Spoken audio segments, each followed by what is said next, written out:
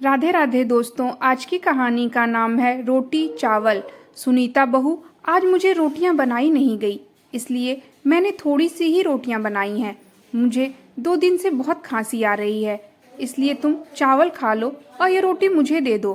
तभी उनके बेटे राजेश ने बीच में टोकते हुए कहा, माँ, सुनीता को भी 2 दिन से बुखार आ रहा है, इसलिए इसे रोटी खाने दो। अगर तुम्हें खांसी आ रही है तो तुम्हें अपने लिए रोटी क्यों नहीं बनाई? अपने बेटे राजेश की बात सुनकर सुमित्रा जी को बहुत बुरा लगा। वह सोचने लगी कि इसे अपनी माँ की जरा भी परवाह नहीं है। यह किसके पिता थे जो पत्नी के साथ साथ माँ को भी उतनी ही इज्जत और सम्मान दिया करते थे, लेकिन इसके अंदर उनका कोई भी गुण नहीं है। यह सोचते हुए उनकी आंखों में आंसू आ गए और आंसू पोंछकर वह केवल दाल पीकर ही रह गई। 2-3 दिन से सुमित्रा जी को बहुत खांसी आ रही थी, लेकिन राजेश को उनकी जरा सी भी परवाह नहीं थी। बीवी को थोड़ा सा जुकाम हो गया तो उसकी इतनी चिंता है, लेकिन माँ के लिए वह 2 रुपए की दवा भी नहीं ला सकता। वह चुपचाप अपने कमरे में जाकर लेट गई और रोने लगी। थोड़ी देर बाद उनकी बहू सुनीता आई। अरे माँ जी, आप चुपचाप आराम कर रही हैं? आपको नहीं पता सब लोग खाना खाकर उठे हैं तो किचन में कितने ढेर सारे बर्तन पड़े हैं। सुमित्रा जी का पूरा बदन बुखार से तप रहा था। शरीर में इतना दर्द था कि उनसे उठा ही नहीं जा रहा था। ऊपर से पेट भर खाना भी नहीं मिला, केवल दाल पीकर ही थी। लेकिन बहू की बात सुनकर वह घबराकर उठी। नहीं बहू, मैं बस जा ही रही थी। वह थोड़ा सा शरीर में दर्द था, बुखार की वजह से उठा नहीं जा रहा था, इसलिए लेट गई। अरे, इतना भी बुखार नहीं है आपको कि आपसे उठा नहीं जा रहा? चुपचाप उठकर जाइए और किचन में बर्तन पड़े हैं, उन्हें धो दीजिए और उसके बाद मेरे और इनके लिए काढ़ा बना कर दीजिए। मुझे बहुत सर्दी जुकाम हुआ है, खांसी भी आ रही है, गला सूख गया है। अपनी बहू की बात सुनकर सुमित्रा जी सोचने लगी, कौन से पाप किए थे मैंने जो ऐसे बेटे और बहू मिले हैं। माँ बुखार से तप रही है, उसकी परवाह नहीं, और खुद के लिए काढ़ा चाहिए। खैर, यह सोचते हुए बड़ी मुश्किल से उठकर वह कहरते हुए किचन में पहुंची। ढेर सारे बर्तन गजे थे। धीरे धीरे करके किसी तरीके से सारे बर्तन धोए और किचन साफ करके काढ़ा बनाकर बेटे और बहू के पास लेकर गई। काढ़ा देने के बाद कपकपाती हुई आवाज में उन्होंने कहा, बेटा, मुझे बहुत बुखार है, अगर दवा ला देता तो थोड़ा आराम मिल जाता। ठीक है, अभी मेरे पास पैसे नहीं है, और जाओ, अब यहाँ खड़े रहकर मेरा सर मत खाओ। झटकते हुए राजेश ने कहा तो वह चुपचाप सर झुकाए वहां से चली गई। सारा काम खत्म करने के बाद सुमित्रा जी पार्क में टहलने के लिए गई। वहां उनकी एक सहेली शारदा जी उनसे मिली।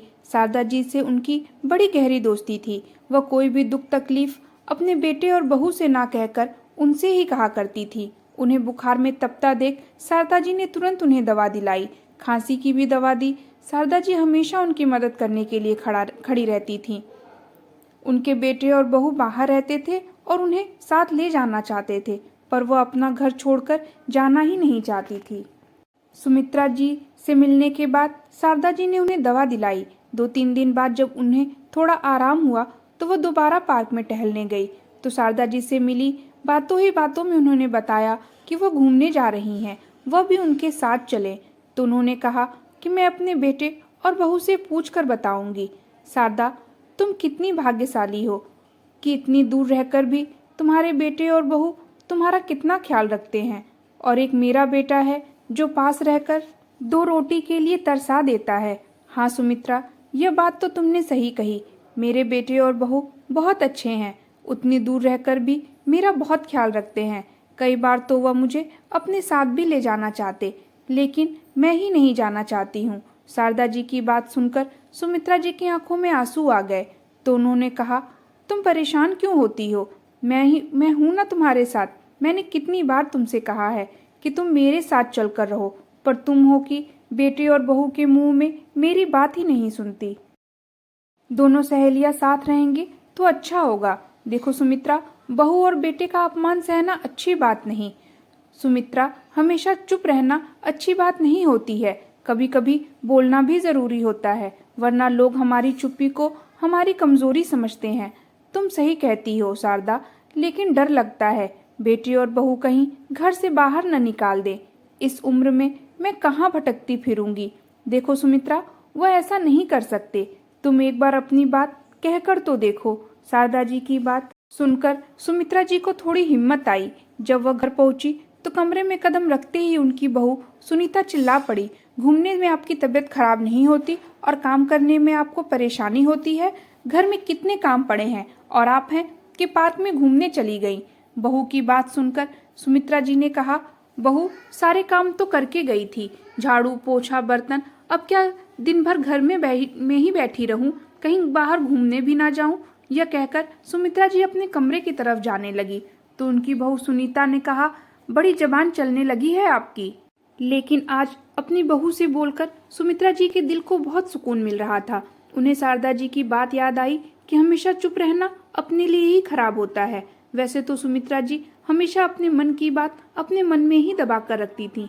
आज पहली बार उन्होंने अपनी बहू के सामने उसकी किसी बात का जवाब दिया था, इसलिए यह बात सुनीता को बिल्कुल भी हजम नहीं हुई। आने दीजिए रमेश को, तब आपको बताती हूँ। यह कहकर सुनीता पैर पटकती हुई अपने कमरे में चली गई। शाम को जब रमेश घर आया तो रमेश को देखते ही सुनीता रोने लगी। तो रमेश ने पूछा, क्या हुआ, तुम क्यों रो रही हो? तो सुनीता ने रोने का नाटक करते हुए कहा, तुम्हारी माँ ने मेरी बहुत बेइज्जती की है। सुनीता की बात सुनते ही रमेश गुस्से में अपनी माँ के कमरे में गया। माँ, यह मैं क्या सुन रहा हूँ? तुम्हारी हिम्मत कैसे हुई सुनीता से इस तरह से बात करने की? तुम्हें पता है ना, मैं उसे रोता हुआ नहीं देख सकता। बहुत प्यार करता हूँ मैं अपनी पत्नी से। आज के बाद अगर तुमने उसके साथ ऐसा व्यवहार किया तो मुझसे बुरा कोई नहीं होगा। रमेश की बात सुनकर सुमित्रा जी ने कहा, बेटा तुमसे बुरा तो कोई हो भी नहीं सकता, जिसे सिर्फ अपनी पत्नी की पड़ी है, माँ की कोई चिंता ही नहीं। सुमित्रा जी की बात सुनकर रमेश ने सुमित्रा जी के गाल पर एक जोरदार तमाचा मारा। वो वहीं बिस्तर पर गिर पड़ी। तो रमेश ने कहा, कुछ ज्यादा नहीं बोल रही हो तुम? अपनी औकात में रहो। तुम्हें पता है ना कि मैं सुनीता के लिए कुछ भी कर सकता हूँ, इसलिए आइंदा उसे कुछ भी बोलने से पहले इस थप्पड़ को याद कर लेना। तुम्हें तुम्हारी औकात समझ में आ जाएगी। रमेश, तुमने मेरे ऊपर हाथ उठाकर बिल्कुल अच्छा नहीं किया। आखिर मैं तुम्हारी माँ हूँ। तुम्हें अपनी बीवी के कहने पर आज मेरे ऊपर या तुमने बिल्कुल अच्छा नहीं किया। मैं तुम्हें तुम्हारी इस गलती का एहसास जरूर दिलाऊंगी। अगर मैंने तुम्हारी गलती का तुम्हें एहसास न दिलाया तो मैं तुम्हारी माँ नहीं। सुमित्रा जी गुस्से में बोल रही थीं, लेकिन रमेश ने उनकी हर बात को अनसुनी कर वहाँ से चला गया। अगले दिन सुमित्रा जी जब वापस पार्क में टहलने गई तो फिर वह शारदा जी से मिली। उनसे मिलते ही वह फूट फूट कर रोने लगी और कल की हुई सारी घटना बताई। तो शारदा जी ने कहा, सुमित्रा तुम मुझसे दूर रहा करो। मैं ऐसे कमज़ोर औरत की सहेली नहीं बनना चाहती जो अपने बेटे और बहू से पिट कर आ गई।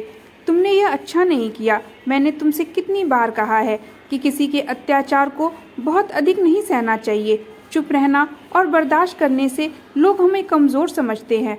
तुम ही बताओ शारदा, आखिर मैं क्या करूं? सुमित्रा की बात सुनकर शारदा जी ने उनके कान में कुछ कहा और फिर दोनों सहेलियां गले मिलते हुए अपने अपने घर चली आईं। जब सुमित्रा जी शारदा जी से मिली तो वह उनके खाने के लिए कुछ हलवा और पूरी लाई थी, इसलिए घर आने के बाद उन्हें तो बिल्कुल भी भूख नहीं लगी थी। वह चुपचाप अपने कमरे में जाकर सो गई। उन्हें शारदा जी की एक एक बात याद आ रही थी। आखिर यह चुप रहने का नाटक वह कब तक करती? आज उनके बेटे ने उनके ऊपर हाथ उठाया, कल उन्हें मारकर कहीं फेंक देगा, तब वह क्या करेंगी? लेकिन वह कहते हैं ना कि माँ माँ होती है, वह चाहकर भी अपने बच्चों से नफरत नहीं कर पाती। जब शाम का वक्त हुआ तो सुनीता उनके कमरे में आई और कहा, आप अभी तक सो रही हैं, खाना नहीं बनाया? आप जानती नहीं हैं कि दफ्तर से आने के बाद इनको तुरंत भूख खाना चाहिए होता है? सुनीता की बात सुनकर मुस्कुराते हुए सुमित्रा जी ने कहा, बहू मुझे तो भूख नहीं है, तुम लोग अपने लिए खाना बना लो, जब मुझे भूख लगेगी तो मैं बना लूंगी। सुमित्रा जी की बात सुनकर सुनीता ने कहा, लगता है आप पिछली बार क्या प्रसाद भूल गई हैं। आपको फिर से प्रसाद की ज़रूरत है। आपके तेवर अब मुझे बिल्कुल भी बर्दाश्त नहीं हो रहे।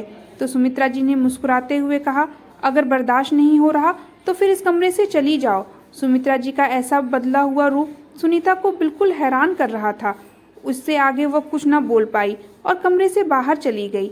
आज सुमित्रा जी के दिल को बहुत हल्का महसूस हो रहा था, जैसे बरसों से दिल पर रखा हुआ गुब्बारे का बोझ आज कहीं उड़ गया हो। शाम को जब रमेश घर आया तो सुनीता ने उसे सारी बात बताई। तो गुस्से में रमेश सुमित्रा जी के कमरे में गया और बोला, माँ, यह मैं क्या सुन रहा हूँ? आज तुमने खाना नहीं बनाया? तो सुमित्रा जी ने मुस्कुराते हुए कहा, बेटा, आज के बाद मैं सिर्फ अपने लिए खाना बनाऊंगी। तुम लोग अपना इंतज़ाम कहीं और कर लो। तुम शायद भूल गए हो, यह घर मेरे नाम पर है और ऊपर का हिस्सा मैंने किराए पे दे दिया है। वह लोग कल ही मुझे एडवांस देकर चले गए। वैसे भी तुम्हारे ससुराल वाले तुम्हारी बड़ी खिदमत करते हैं, तुम वहीं जाकर रहो। तो सुनीता बीच में बोली, हाँ हाँ, हम चले जाएंगे अपने पापा के घर और उन्हें कोई ऐतराज़ भी नहीं होगा। तो सुमित्रा जी ने कहा, अरे बेटा, मैंने कब कहा कि उन्हें ऐतराज़ होगा? तुम लोग धीरे धीरे अपना सामान पैक करो, यहाँ से चलते बनो। जब तुम लोग मेरा बोझ नहीं उठा सकते तो मैं तुम्हारा बोझ नहीं उठा सकती। तुम लोग ने मेरी चुप्पी का नाजायज़ फ़ायदा उठाया है, मुझे इस घर की नौकरानी बना दिया। सुमित्रा जी की बात सुनकर रमेश और सुनीता वापस जाने लगे। तो सुमित्रा जी ने कहा, सुनो बेटा, मेरी एक बात याद करते जाओ, कहीं मेहमान बनकर जाने में और रोज़ रहने में बहुत फ़र्क होता है। तो रमेश ने पलटकर कहा, ऐसा कुछ नहीं होगा, हम लोग यहाँ से ज़्यादा वहाँ सुखी रहेंगे। यह कहते हुए रमेश सुनीता को लेकर ससुराल चला गया। जब दोबारा सुमित्रा जी शारदा जी से मिली तो उन्होंने सारी बात बताई और बहुत दुखी होते हुए कहा, मैंने अपनी बेटे और बहू को घर से निकालकर अच्छा नहीं किया। तो शारदा जी ने उन्हें समझाया, तुम चिंता मत करो, तुमने बिल्कुल सही किया। उन्हें लगता है कि वह अपने ससुराल में हमेशा के लिए बड़े आराम से रहेंगे। लेकिन सुमित्रा, तुम देखना, सुनीता की भाभी उसे एक हफ्ते भी नहीं टिकने देगी, इसलिए तुम बिल्कुल भी फिक्र मत करो, वह कुछ ही दिन में घर वापस आ जाएंगे। शारदा जी की बात सुनकर सुमित्रा जी को थोड़ा साहस हुआ और उन्होंने सोचा कि शायद इस तरह ही सही, पर उनके बेटे और बहू को उनकी गलती का एहसास हो जाए। उधर सुनीता अपने मायके पहुंची तो बड़े ठाट बाट से सोफे पर बैठकर टीवी देख रही थी। उधर उसका पति रमेश भी बैठा हुआ था। तभी सुनीता की भाभी ने पूछा, सुनीता, तुम यहाँ कितने दिनों तक के लिए आई हो?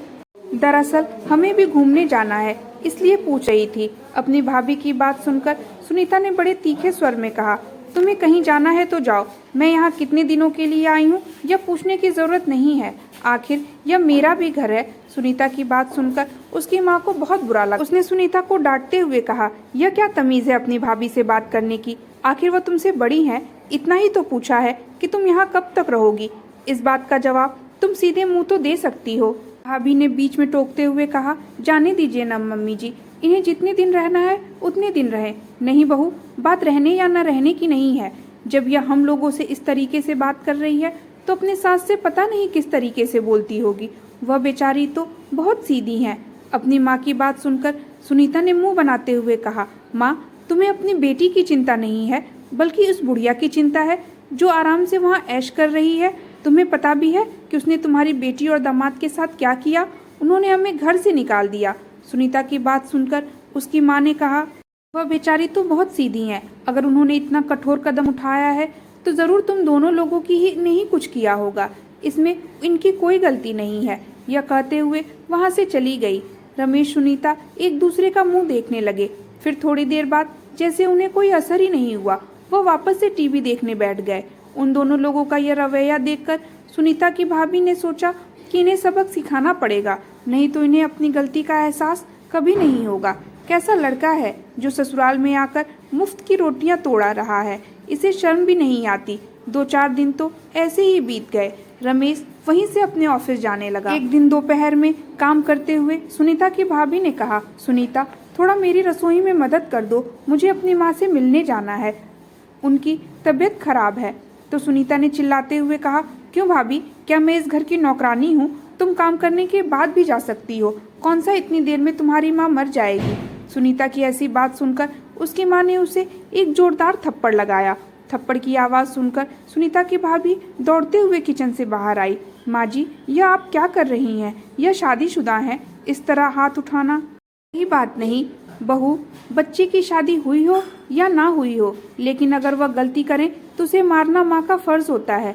उसे यह थप्पड़ मारना बहुत ज़रूरी था ताकि इसे यह पता चले कि यह गलत बोल रही है। यह थप्पड़ मैंने इसे पहले मारा होता तो आज यह यहाँ न बैठी होती, बल्कि अपने ससुराल में खुशी खुशी रहती। अपनी माँ के थप्पड़ खाकर सुनीता चुपचाप वहाँ से चली गई और अपने कमरे में जाकर सोच रही थी कि आज माँ ने मुझे थप्पड़ मारा तो मुझे इतना बुरा लग रहा है। जब मेरी बातों में आकर रमेश ने अपनी माँ को थप्पड़ मारा था, उन्हें कितना बुरा लगा होगा।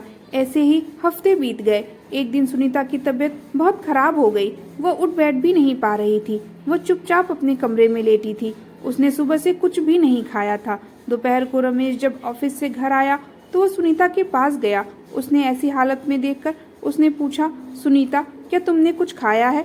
तो उसने ना में सर हिला दिया। अच्छा, मैं तुम्हारे खाने के लिए कुछ ले आता हूँ, तुम खाकर दवा खा लेना। यह बात कहते हुए वह रसोई घर में गया। वहाँ पर सुनीता की भाभी अपने लिए खाना निकाल रही थी। थोड़ा सा सुनीता के लिए भी खाना निकाल दीजिए, उसे बहुत बुखार है, मैं उसे कुछ खिलाकर दवा खिला दूं। तो सुनीता की भाभी ने कहा, रमेश जी, माँ जी ने कई बार सुनीता से खाने के लिए पूछा था पर उसने मना कर दिया, इसलिए आज उसके हिस्से की रोटी नहीं बनी। यह दाल चावल है, आप यह खिलाकर उसे दवा खिला दीजिए। मुझे भी बहुत तेज भूख लगी है, इसलिए मैं खाना खाने जा रही हूँ। सुनीता की भाभी की बात सुनकर रमेश को याद आया कि कैसे उसने अपने माँ से रोटी छीनकर अपनी पत्नी को खिला दी थी। उनके पास कोई और चारा नहीं था, इसलिए वह दाल चावल ही लेकर सुनीता के पास गया, उसे खिलाकर दवा खिलाई। दवा खाने के बाद सुनीता रमेश को पकड़कर रोने लगी और कहा, आज मुझे एहसास हुआ कि मैं तुम्हारी माँ के साथ कितना बुरा व्यवहार किया। रमेश, मुझे यहाँ नहीं रहना, मुझे अब भी अपने घर ले चलो। मैं माँ जी के कदमों में गिरकर उनसे माफ़ी मांगूंगी। सुनीता की बात सुनकर रमेश ने कहा, सुनीता, एहसास तो मुझे भी हो गया है, मैं माँ के साथ कितना बुरा व्यवहार किया, लेकिन क्या माँ हमें माफ़ कर देगी? क्यों नहीं करेगी? आखिर वह माँ है और वह अपने बच्चों से बहुत प्यार करती है। हम उनके कदमों में गिरकर माफ़ी मांगेंगे, वह हमें ज़रूर माफ़ कर देगी। सुनीता की बात सुनकर रमेश सुनीता को लेकर अपने घर पहुंचा। वहां गया तो घर पर बड़ा सा ताला लगा था। जब उसने शारदा जी को फ़ोन किया तो पता चला कि सुमित्रा जी शारदा जी के साथ घूमने गई हैं।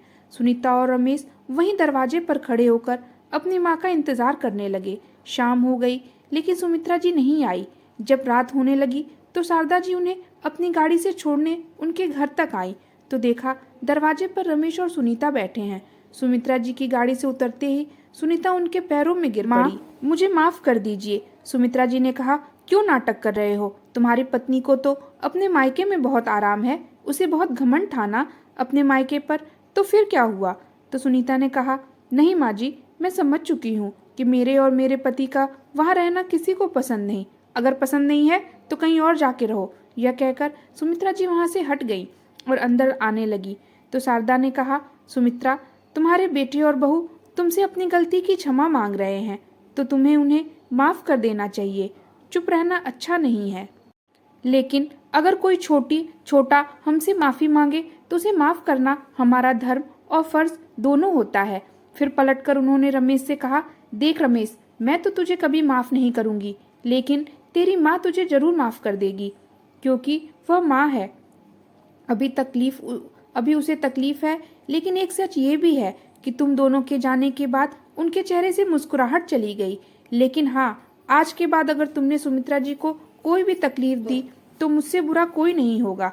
सुमित्रा, इससे गलती सिर्फ इन बच्चों की नहीं है, बल्कि तुम्हारी भी है। तुमने इन लोगों के अत्याचार सहे क्यों?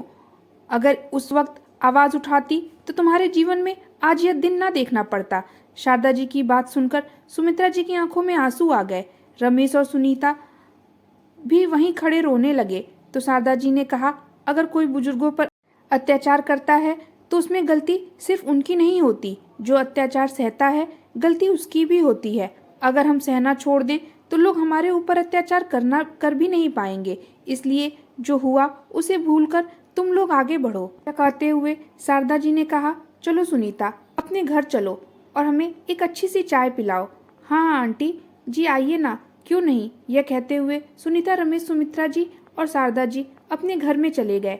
चाय पीकर और अपनी सहेली का घर बसाकर शारदा जी वापस अपने घर आ गई और साथ में अपनी सहेली को यह शिक्षा भी दे आई कि अत्याचार सहने से ही लोग अत्याचार करते हैं। अगर हम सहना छोड़ दें तो लोग हमारे ऊपर अत्याचार करना भी छोड़ देंगे। दोस्तों, आपको यह कहानी कैसी लगी हमें कमेंट बॉक्स में ज़रूर बताएं और हमारे चैनल को सब्सक्राइब, लाइक और शेयर करें। Thank you.